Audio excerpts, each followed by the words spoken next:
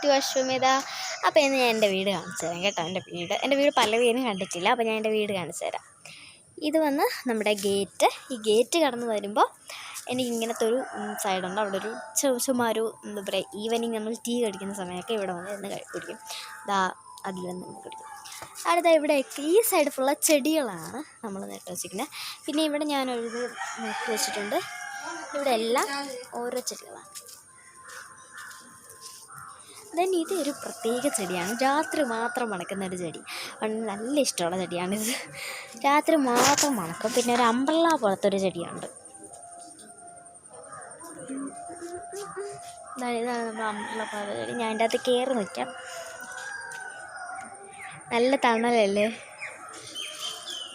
നമ്മൾ അംബ്രല്ല ചെടി. പിന്നെ നമുക്ക് ഇപ്പുറത്തെ നമ്മളൊരു എന്താ പറയുക, സിമെൻറ്റ് റെഡിയാക്കിയിട്ടുണ്ട്. അപ്പുറത്തെ സൈഡും ഇപ്പുറത്തെ സൈഡും ചെടികളാണ്. ഇതെന്താ ഒരു ചെമ്പരത്തി പൂവുണ്ട്.